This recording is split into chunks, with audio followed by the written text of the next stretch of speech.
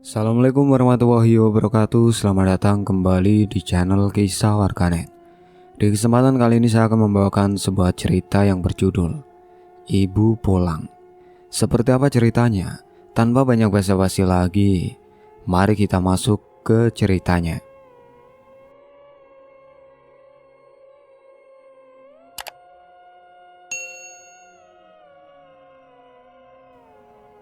Hari itu, Safira duduk di kelas, menatap papan tulis dengan pikiran kosong. 7 hari lalu ayahnya yaitu Waskito pergi untuk selamanya. Kini, kabar yang lebih berat mengantamnya, seperti batu besar yang menghancurkan hatinya. Di ujung duka yang masih membekas, Safira, seorang siswi kelas 3 SMA, berusaha menahan air mata. Sore itu, ia pulang terlambat karena les tambahan untuk persiapan ujian. Langkahnya berat menuju rumah sederhana yang kini terasa hampa. Di ruang tamu, tetangga berkumpul. Wajah mereka penuh iba. Safira tahu sesuatu tidak beres. Mbok Sumarni, tetangga yang selalu baik, mendekat dengan mata merah. "Safira, ibumu Sarija sudah gak ada," katanya pelan. Safira terpaku. Dunianya seolah runtuh. 7 hari setelah ayahnya Waskito, seorang PNS, meninggal karena sakit, kini ibunya Sarija juga pergi. Hatinya hancur seperti kaca yang pecah berkeping-keping. Ia memeluk Lintang, adik perempuannya yang berusia 10 tahun, dan Raska, adik laki-lakinya yang baru 5 tahun. Lintang menangis terseduh, wajahnya pucat. Raska hanya diam, memandang Safira dengan mata polos, seolah belum paham apa yang terjadi. "Ibu kemana, Kak?" tanyanya lugu. Safira tak bisa menjawab, ia hanya memeluk adik-adiknya erat. Air matanya jatuh membasahi rambut Raska. Safira mencoba mengingat hari-hari terakhir ibunya. Sarija adalah wanita lembut, berasal dari desa tetangga. Sejak pindah ke kota bersama Waskito, ia jarang pulang ke kampung halamannya. "Uangnya disimpan buat kuliahmu, Safira," kata ibunya dulu. Hidup mereka sederhana, hanya mengandalkan gaji Waskito sebagai pegawai negeri pangkat rendah. Keluarga ayah yang tinggal di kota lain juga gak dekat. Hubungan mereka buruk karena perbedaan pandangan. Kini Safira, Lintang, dan Raska benar-benar sendiri. Hanya tabungan pensiun ayah yang menjadi pegangan untuk hidup mereka ke depan. Malam itu, rumah terasa sunyi. Safira duduk di sofa usang, menatap foto keluarga di dinding. Wajah ibunya tersenyum di foto itu, tapi kenangan itu justru membuat dadanya sesak. Ia teringat tawa ibunya saat memasak gudeg, makanan kesukaan mereka. Aroma rempah yang hangat seolah masih tercium, meski dapur kini dingin. Safira mengusap wajahnya, berusaha tegar. "Aku harus kuat buat Lintang dan Raska," gumamnya dalam hati. Tapi di sudut hatinya ada ketakutan yang tak bisa dijelaskan. Bagaimana ia, seorang gadis 17 tahun, bisa mengurus 2 adik kecil sendirian? Lintang duduk di lantai memeluk lutut. "Kak, ibu beneran gak balik lagi?" katanya dengan suara parau. Safira menelan ludah, berusaha mencari kata-kata yang tepat. "Ibu lagi istirahat. Dia udah tenang di sana," jawabnya meski ia sendiri tak yakin. Raska tiba-tiba menarik baju Safira. "Ibu pulang kan? Nanti rasa kangen," katanya, matanya berkaca-kaca. Safira memeluknya, tapi hatinya terasa semakin berat. Ia tahu Raska belum mengerti arti kematian, dan itu membuatnya semakin sedih. Di luar rumah, angin malam bertiup kencang, menggoyang daun-daun di pohon depan rumah. Jendela kayu berderit pelan, seolah mengiringi kesunyian. Safira menatap pintu kamar ibunya yang tertutup rapat. Ia belum berani masuk ke sana, tempat di mana ibunya mengembuskan nafas terakhir. Aroma kamar itu, campuran bunga melati dan bedak ibunya, masih terbayang di pikirannya. Setiap kali mengingatnya, dadanya seperti ditusuk. "Ibu, kenapa cepat banget ninggalin kami?" bisiknya dalam hati. Mbak Sumarni datang malam itu, membawa sepiring nasi untuk mereka. "Safira, kalian mau nginap di rumah Mbok saja. Kasihan kalian sendiri di sini," tawarnya dengan nada lembut. Safira menggeleng. "Terima kasih Mbok, kami di sini saja. Gak enak ngerepotin." Ia tahu rumah Mbok Marni penuh dengan anak-anaknya dan Raska sedang rewel. Safira tak ingin menambah beban orang lain. Mbok Sumarni mengangguk, tapi matanya penuh kekhawatiran. "Kalau butuh apa-apa, bilang ya," katanya sebelum pulang. Safira memandang Lintang dan Raska yang kini tertidur di sofa. Lelah karena menangis, ia menarik nafas dalam, mencoba menenangkan diri. Rumah yang dulu penuh tawa kini terasa asing. Bunyi jangkrik di luar terdengar nyaring, seolah mengisi kekosongan. Safira berjalan pelan ke dapur, ingin mengambil air. Tapi saat melewati pintu kamar ibunya, ia berhenti. Ada perasaan aneh, seperti seseorang sedang menatapnya dari balik pintu. Ia menggigil, buru-buru kembali ke ruang tamu. "Cuma perasaan," gumamnya mencoba meyakinkan diri sendiri. Malam semakin larut. Safira duduk di samping adik-adiknya, menjaga mereka yang tertidur. Ia memandang liontin kecil di tangannya, benda yang ditemukan di kamar ibunya sore tadi saat membantu menyiapkan pemakaman. Liontin itu terasa hangat, seolah menyimpan kenangan ibunya. Safira memegangnya erat, berharap itu bisa memberinya kekuatan. Tapi di dalam hatinya ada ketakutan kecil yang mulai tumbuh. Bagaimana jika ibunya benar-benar belum pergi? Lintang terbangun tengah malam, matanya masih sembab. Ia mendengar suara kakaknya bernafas pelan di sampingnya. Tapi ada sesuatu yang membuatnya gelisah. Dari arah pintu kamar ibunya, ia mendengar bunyi pelan, seperti langkah kaki yang ringan. "Kak Safira," bisiknya, tapi tak ada jawaban. Bunyi itu berhenti, digantikan angin yang bertiup masuk lewat celah jendela. Lintang menarik selimut, memeluk Raska yang tertidur di sampingnya. "Ibu, aku takut," gumamnya pelan. Ia menutup mata, berharap pagi segera tiba. Pagi itu rumah Safira penuh dengan tetangga yang membantu prosesi pemakaman ibunya, yaitu Sarija. Jenazah ibunya terbujur di ruang tamu, ditutupi kain putih. Safira berdiri di sampingnya, menatap wajah ibunya yang pucat namun tenang.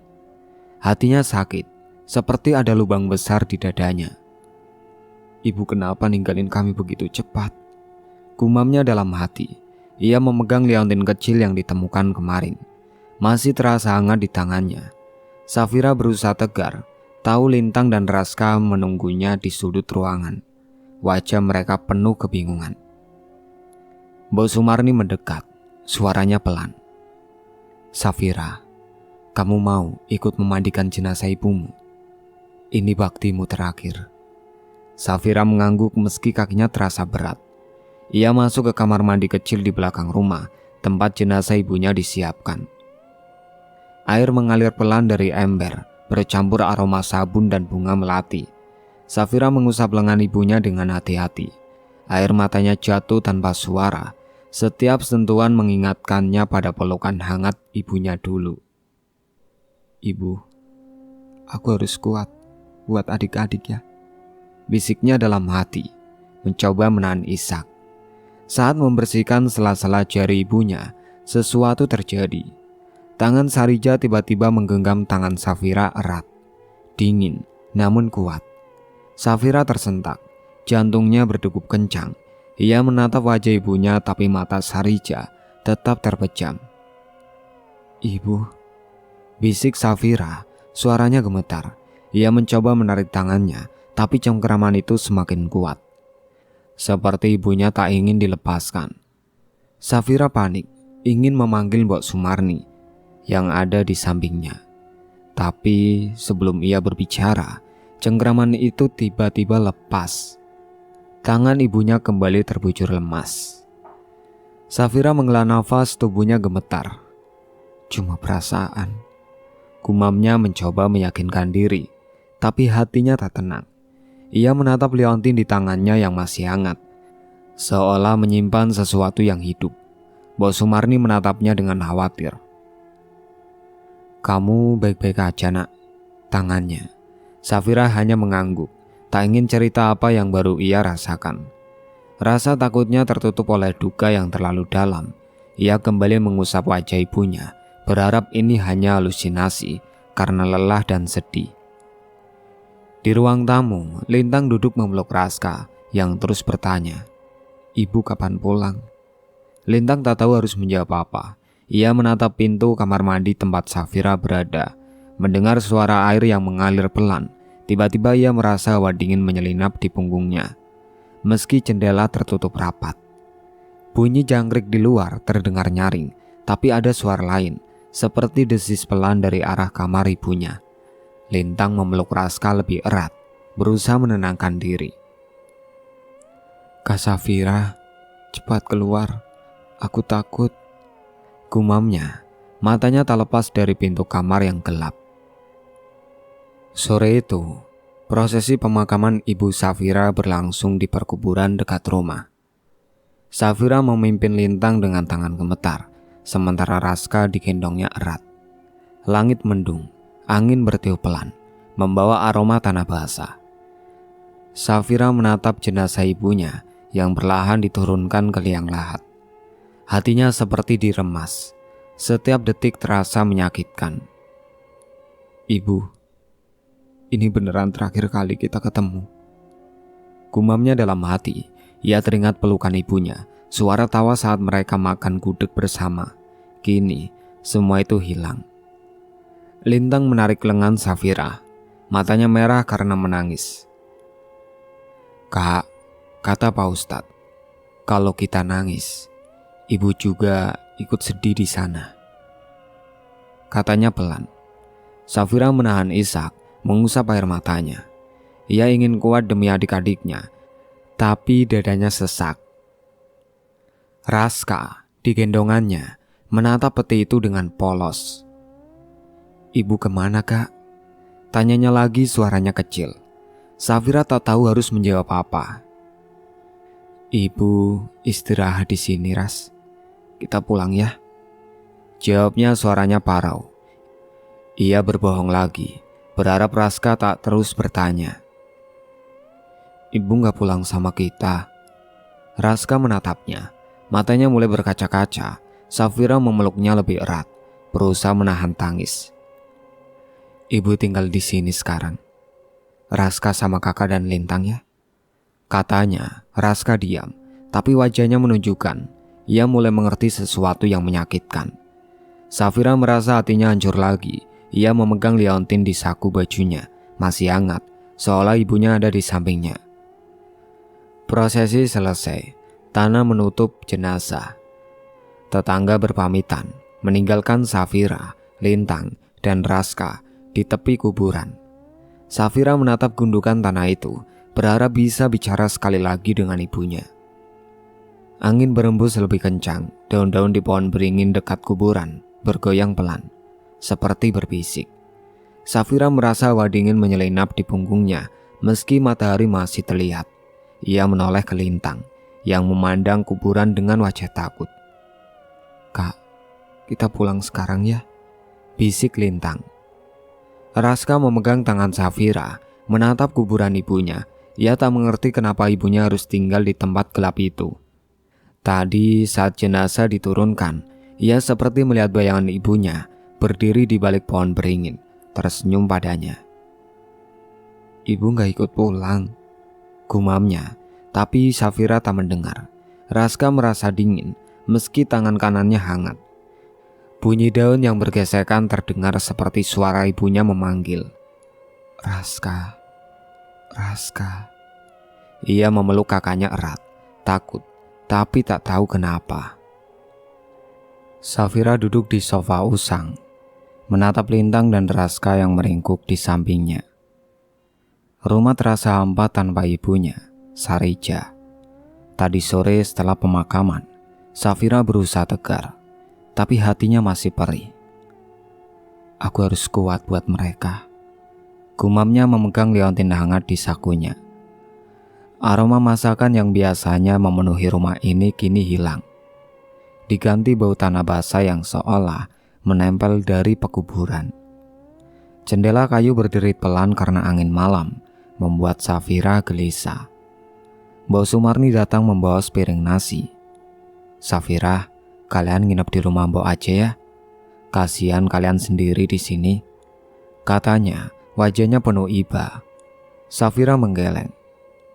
Terima kasih Mbok, kami baik-baik aja di sini. Gak enak ngerepotin.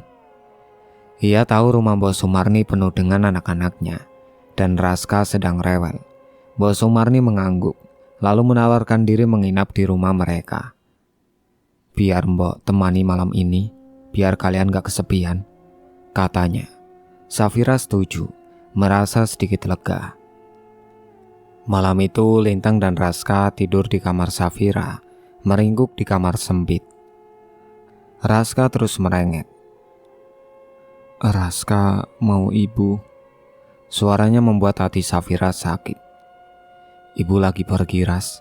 Nanti kalau urusannya selesai, ibu pulang. Bohong Safira, berusaha menenangkan adiknya. Ia membelai rambut Raska, tapi pikirannya kacau. Kehilangan ayah dan ibu dalam waktu dekat terasa seperti mimpi buruk. Aku bisa jaga mereka kan, Bu? Bisiknya dalam hati, menatap liontin yang masih hangat di tangannya. Rumah terasa dingin, meski semua jendela tertutup. Bunyi jangkrik di luar terdengar nyaring, bercampur derit lantai kayu yang tiba-tiba terdengar dari arah kamar ibunya. Safira menahan nafas, berusaha mengabaikan. Cuma angin, gumamnya, tapi hatinya tak tenang. Ia teringat cengkraman tangan ibunya saat memandikan jenazah dan perasaan itu kembali menghantui.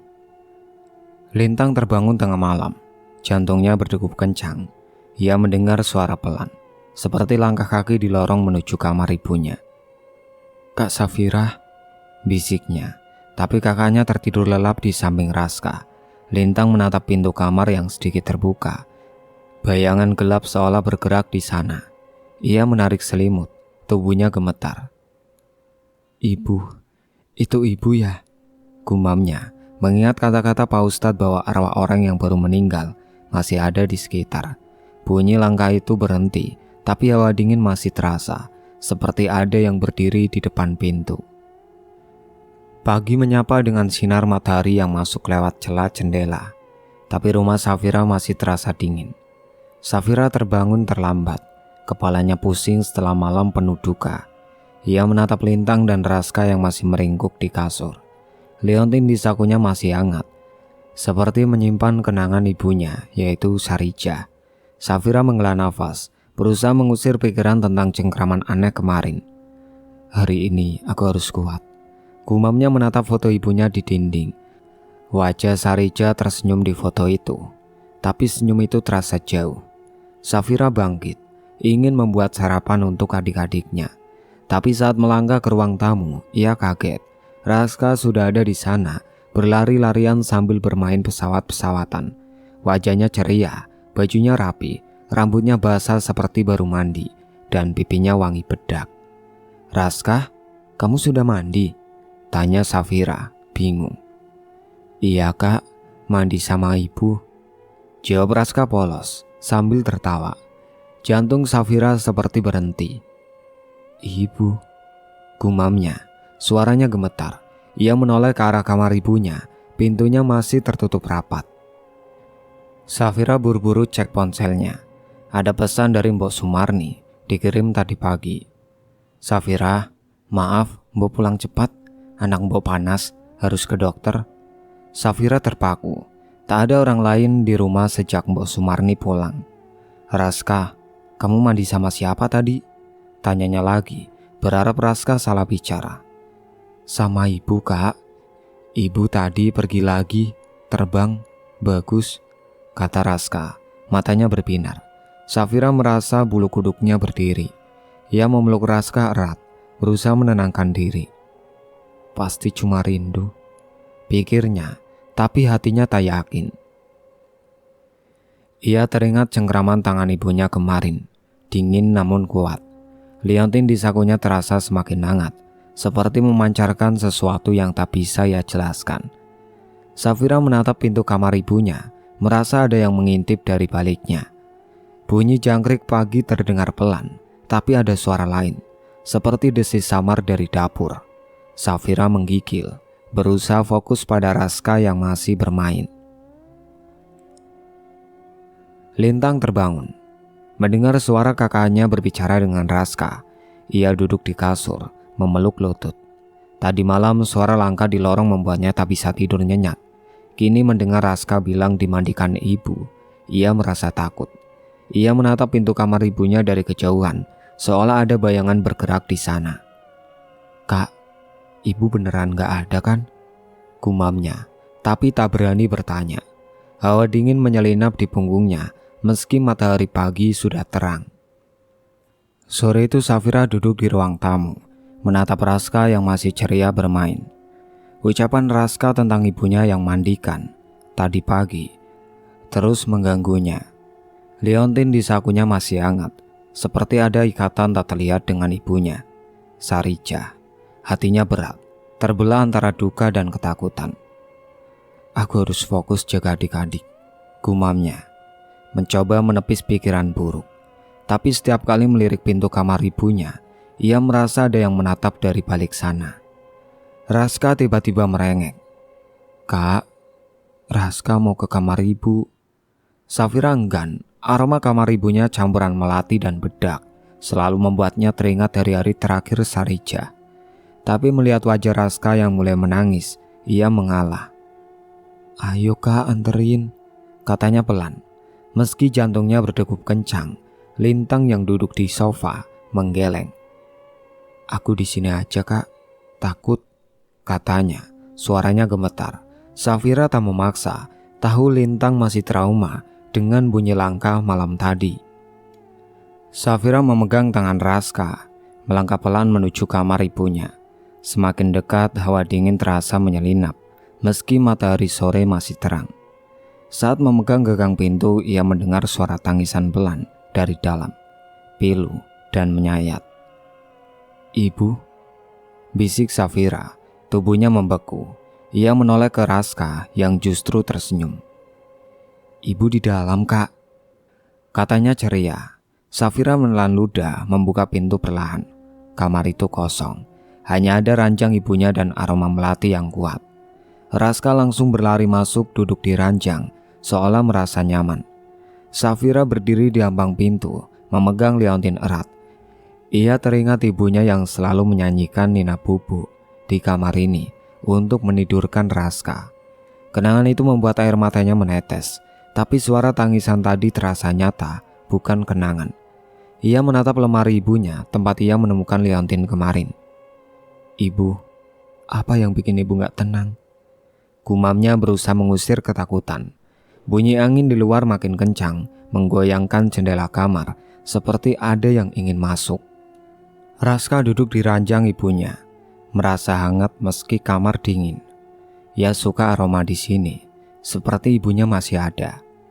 Tadi saat masuk, ia seperti melihat bayangan ibunya berdiri di sudut kamar, tersenyum padanya. "Ibu, main sama Raska ya?" gumamnya, memeluk bantal ibunya. Bunyi jendela berderit membuatnya menoleh, tapi ia tak takut. Baginya, kamar ini seperti pelukan ibunya. Pagi setelah kejadian di kamar ibunya, Safira memutuskan membawa Lintang dan Raska ke rumah paman, sepupu ayahnya, di kota tetangga. Ia berharap mendapat tempat tinggal sementara sambil memikirkan cara merawat adik-adiknya. Safira memegang Liontin hangat di sakunya, berusaha menenangkan diri. "Aku harus kuat, Bu," gumamnya, teringat wajah ibunya, Sarija. Perjalanan ke rumah paman terasa berat, hatinya penuh duka dan ketakutan akan kejadian kemarin. Suara tangisan dan aroma melati yang tak wajar. Sesampainya di sana, paman menyambut mereka dengan hangat. "Kalian tinggal di sini dulu, Safira. Kami keluarga," katanya lembut. Tapi tantenya yang dikenal galak hanya melirik dengan wajah tidak suka. Safira merasa tidak nyaman, tapi ia tak punya pilihan lain. Malam itu mereka tidur di kamar tamu. Safira memeluk Raska yang rewel minta ibunya. "Ibu di mana, Kak?" tanyanya polos. Safira menelan ludah. "Ibu istirahat, Ras. Kita di sini sama paman dulu." Tapi hatinya gelisah. Leontin di tangannya terasa semakin hangat, seperti peringatan. Tengah malam, tantenya bangun dengan teriak pelan. Safira terjaga mendengar keributan dari kamar sebelah. Pagi harinya tantenya mendatangi mereka dengan wajah pucat. "Kalian bawa petaka," bentaknya. Ia cerita, malam tadi ia merasa sesak nafas, seperti ada yang menindinya. Saat membuka mata ia melihat sosok Sarija berdiri di samping kasur, menangis tanpa suara. "Aku coba bangunin pamanmu, tapi sosok itu hilang," katanya. Suaranya gemetar. Paman menenangkan. "Kamu pasti mimpi." Tapi tantenya bersikeras mengusir mereka. "Kalian gak boleh tinggal di sini," tegasnya. Safira terdiam, hatinya perih. Ia tahu tantenya tak berbohong. "Maaf paman, tante, kami pulang aja," katanya pelan, menahan air mata. Ia memimpin Lintang dan Raska pergi. Leontin di tangannya terasa panas. "Ibu, kenapa ibu ikut kami ke sini?" Gumamnya bingung dan takut. Angin pagi bertiup dingin, seperti membawa bisikan dari kejauhan. Lintang memegang tangan Safira, berjalan meninggalkan rumah paman. Ia takut teringat cerita tantenya. Malam tadi ia juga mendengar suara pelan, seperti isakan dari luar kamar tamu. Ia menoleh ke belakang, merasa ada bayangan bergerak di ujung jalan. "Kak, ibu beneran ikut kita ya?" bisiknya. Tubuhnya gemetar. Safira tak menjawab, tapi Lintang tahu kakaknya juga takut. Kembali ke rumah setelah diusir dari rumah paman, Safira merasa beban di hatinya semakin berat. Ia duduk di ruang tamu, menatap Lintang dan Raska yang meringkuk di sofa. Leontin di sakunya masih hangat, seperti peringatan bahwa ibunya, Sarija, belum tenang. "Ibu, apa yang bikin ibu gak bisa pergi?" Gumam Safira, matanya tertuju pada pintu kamar ibunya yang tertutup rapat. Aroma melati samar tercium, meski tak ada bunga di rumah. Safira menggigil, teringat cerita tante tentang sosok ibunya yang muncul malam tadi. Malam ketiga tanpa ibu terasa lebih dingin. Safira memutuskan tidur di kamarnya bersama Lintang dan Raska. Tapi tengah malam ia terbangun karena suara dari dapur. Panci dan wajan bergerak pelan, seperti ada yang memasak. Aroma gudeg masakan favorit keluarga tiba-tiba memenuhi rumah. Safira menahan nafas, jantungnya berdegup kencang. "Ibu," bisiknya, tapi tak berani bergerak. Ia memegang Leontin yang kini terasa panas. Bunyi itu berhenti, tapi hawa dingin makin kuat, seperti ada yang berdiri di depan pintu kamar. Raska tiba-tiba duduk, matanya berbinar. "Ibu masak, Kak," katanya ceria, seolah tak merasakan apa yang Safira rasakan. Safira memeluknya erat, berusaha menenangkan. "Gak ada apa-apa, Ras, tidur lagi ya," katanya. Suaranya gemetar.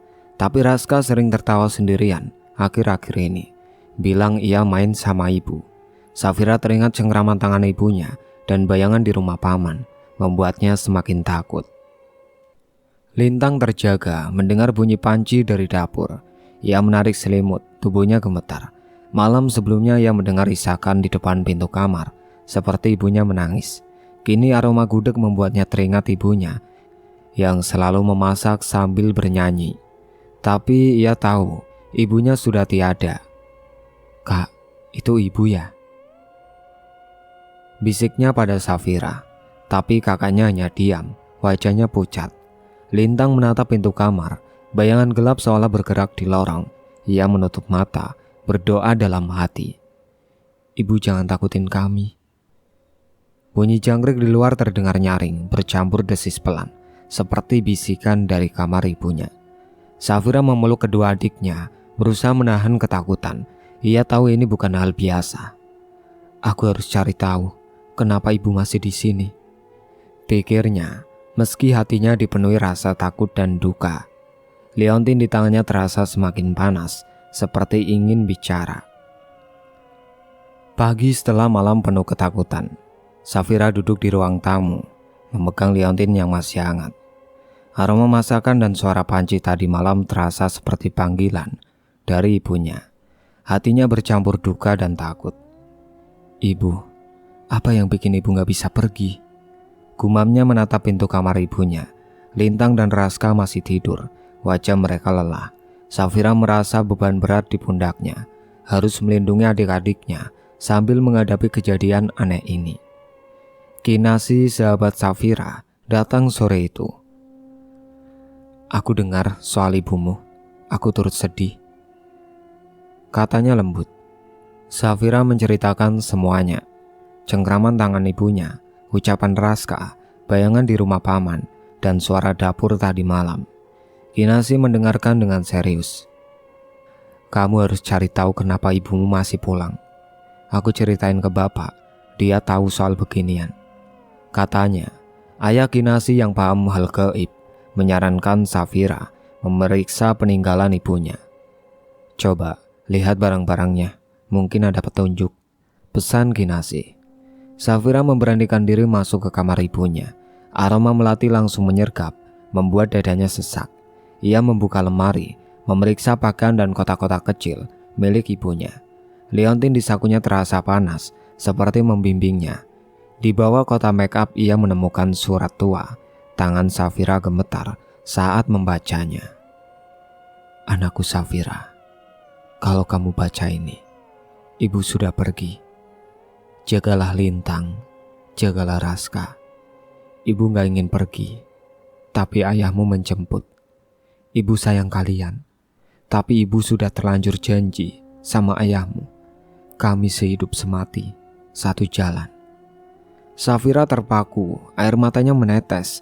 Ia teringat ibunya yang sering murung setelah ayahnya meninggal. Ibu tahu dia bakal pergi, bisiknya. Ia memeriksa liontin, melihat ukiran kecil, nama Safira, Lintang, dan Raska. Hatinya perih, menyadari ibunya terikat cinta pada mereka. Bukan hanya sumpah dengan ayahnya. Ayah Kinasi yang dihubungi Kinasi menjelaskan itu sumpah jalan sutik. Pasangan yang berjanji begitu meninggal berdekatan. Tapi ibumu menyesal, dia gak mau ninggalin kalian. Lintang berdiri di ambang pintu kamar ibunya, melihat Safira membaca surat. Ia takut, tapi juga sedih. Kak, ibu gak tenang karena kita ya? Bisiknya. Ia teringat isakan malam itu, seperti ibunya menangis karena khawatir. Bunyi jendela berderit pelan, hawa dingin menyelinap, seolah ibunya mendengar mereka. Lintang memeluk dirinya sendiri, berharap kakaknya menemukan cara. Malam ketujuh setelah kematian ibunya, Safira duduk di kamar ibunya bersama Lintang dan Raska. Aroma melati masih tercium, meski tak ada bunga di sana. Liontin di tangannya terasa panas, seolah memanggil. Safira menatap ranjang tempat ibunya mengembuskan nafas terakhir. Hatinya perih namun teguh. Aku harus buat ibu tenang, gumamnya. Ia teringat suara ibunya dan sumpah jalan sutik yang membuat ibunya menyusul ayahnya. Tapi cinta ibunya kepada mereka membuatnya tak bisa pergi. Kak, kita ngapain di sini? Tanya Lintang, suaranya gemetar. Raska memeluk bonekanya, matanya polos. Safira memegang tangan adik-adiknya. Kita bilang ke ibu, kita kuat tanpa dia, katanya pelan. Ia menarik nafas, lalu memanggil. Bu Sarijah, Bu Sarijah. Hawa kamar tiba-tiba dingin. Jendela berderit pelan, meski angin tak bertiup. Safira memegang liontin erat. Ukiran nama mereka di sana terasa hidup. Tiba-tiba, sosok ibunya muncul di depan ranjang. Wajah Sarijah pucat, matanya sedih. Tangannya menggapai ke arah anak-anaknya. Raska berseru, Ibu? Tapi Safira menahannya. Bu, ibu pulang ya. Jangan khawatir, aku janji jaga Lintang dan Raska, kata Safira suaranya parau. Air matanya jatuh, tapi ia terus bicara. Kami bisa, Bu. Ibu tenang di sana ya. Sarija menatap Safira, lalu mengelus wajahnya dengan lembut. Safira merasa hangat, seperti pelukan ibunya dulu. Sosok itu tersenyum tipis, lalu melesat dan menghilang. Leontin di tangan Safira tiba-tiba dingin, seperti ikatan ibunya telah lepas. Raska menangis pelan. Ibu gak balik lagi ya, Kak? Safira memeluknya. Ibu udah tenang, Ras. Lintang memeluk mereka, matanya basah tapi lega. Lintang memandang ranjang kosong, merasa damai untuk pertama kalinya. Ia teringat isakan ibunya malam-malam sebelumnya, tapi kini tak ada lagi. Kak, ibu beneran udah pergi ya? Bisiknya. Safira mengangguk, tersenyum kecil. Lintang memeluk kakaknya, merasa aman meski masih sedih. Hawa dingin di kamar hilang, diganti kehangatan keluarga mereka. Hari-hari berikutnya Safira menitipkan Raska ke Mbok Sumarni saat sekolah. Hidup mereka perlahan normal. Saat kuliah, Safira sesekali merasa ibunya menengok, tapi tak lagi menakutkan. Ia menyimpan liontin, memegangnya saat rindu. Itulah akhir ceritanya. Sekian dari saya. Wassalamualaikum warahmatullahi wabarakatuh.